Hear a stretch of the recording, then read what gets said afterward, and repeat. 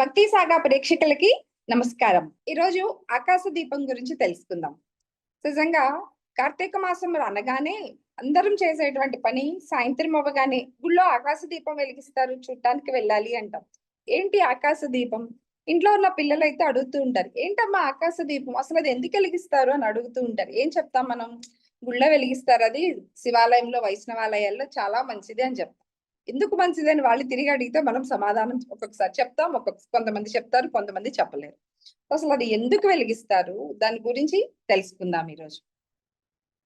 ఆకాశ దీపం అనేది సూర్యాస్తమయం ఆరంభమవుతున్న సమయంలో 48 నిమిషాల కాలంలో వెలిగించేటువంటి దీపం ఇది ఆకాశ దీపం. ఈ ఆకాశ దీపానికి కార్తీక మాసంలో చాలా ప్రత్యేకత ఉందండి. ఆకాశ దీపం వెలిగించడానికి ఒక 5 కారణాలు ఉన్నాయి ముఖ్యంగా. ఏంటి అవి అంటే, కార్తీక మాస సమయంలో పార్వతీ పరమేశ్వరులిద్దరూ నంది వాహనం మీద కూర్చుని అలా ఆకాశ మార్గంలో విహరిస్తూ ఉంటారంట. వాళ్ళ విహరించే సమయంలో ఏ దేవాలయంలో ధ్వజస్తంభానికి ఆకాశ దీపం వెలుగుతూ ఉంటుందో ఆ దేవాలయానికి పార్వతీ పరమేశ్వరులిద్దరూ వస్తారంట. ఆ పార్వతీ పరమేశ్వరులిద్దరూ ఆలయానికి రావటం అంటే ఆ ఊరు మొత్తానికి శ్రేయస్సు కలగటమే కదా. వారు ఒకసారి అమ్మవారు అయ్యవారు ఆ ఊరిలోకి ప్రవేశించి, దేవాలయంలోకి ప్రవేశించి ఊరిలో ఉన్నటువంటి ప్రజలందరినీ అనుగ్రహించాలి అని అనుకున్నప్పుడు చక్కగా ఈ ఆకాశ దీపం ఎక్కడైతే ఏ దేవాలయంలో అయితే వెలుగుతూ ఉంటుందో వారిద్దరూ ఆ దేవాలయంలోకి ప్రవేశించి ఆ ఊరి ప్రజలని అందరినీ అనుగ్రహిస్తూ ఉంటారు. ఇది మొదటి కారణం.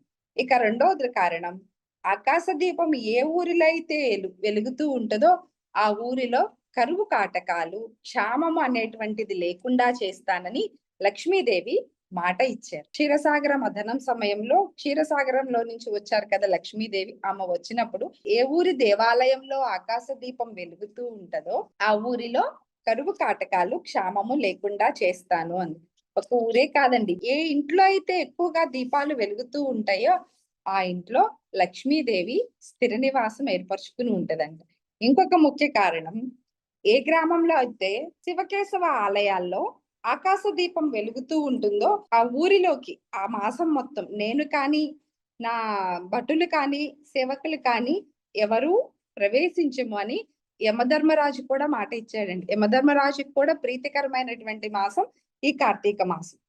అలాగే హరిహర ఆలయాల్లో ధ్వజస్తంభం వద్ద వెలిగించే ఆకాశ దీప దర్శనం వల్ల సకల జీవులు అనంత పుణ్యఫలం లభిస్తుంది. ఈ ఆకాశ దీపాన్ని దర్శించటం చేత పితృదేవతలు, దక్షిణ దిక్పాలకులి అనుగ్రహం లభిస్తుంది. అలాగే నరక బాధల నుంచి కూడా రక్షించబడి ఉత్తమలో ఒక ప్రాప్తి కలుగుతుందని కార్తీక పురాణంలో చెప్పబడింది. ఇంకొక కారణం, ఆకాశ దీపం పెట్టడంలో పూర్వకాలంలో అంటే ఇప్పట్లాగా ఇంత నగరాలు కాదు కదా, ఆ చిన్న చిన్న ఊళ్ళు చుట్టూ అడవులు, చెట్లు, చేమల తల ఉంటూ ఉండే కదా, అట్లా నడుచుకుంటూ వస్తూ ఉండేవాళ్ళు. ఇది మనం గ్రామంలోకి వచ్చామా లేకపోతే ఇంకా అడవుల్లోనే తిరుగుతున్నామా అనే విషయం తెలిసేది కాదు.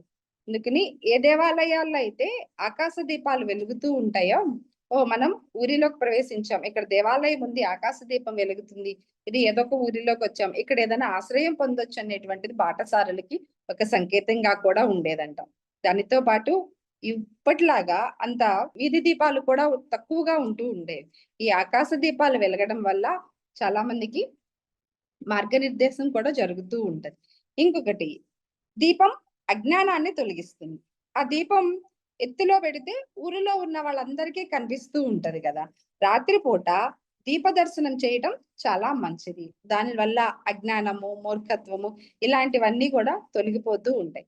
అందుకని ఆ ఎత్తులో ఆకాశ దీపాన్ని వెలిగించి ఊరిలో ఉన్నటువంటి వారందరూ ఆ దీపాన్ని దర్శనం చేసుకోవటం వల్ల వారిలో ఉన్నటువంటి అజ్ఞానం, మూర్ఖత్వం తొలగి కొంచెం జ్ఞానం పెరిగి మంచిగా ఆలోచించగలిగేటువంటి శక్తి వస్తుంది అన్న ఉద్దేశంతో ధ్వజస్తంభానికి దేవాలయంలో ఆకాశ దీపం పెట్టడం అనేటువంటిది ఆచారం వచ్చింది. ఇది ఆకాశ దీపం వెలిగించడంలో ఉన్నటువంటి అర్థం, పరమార్థం.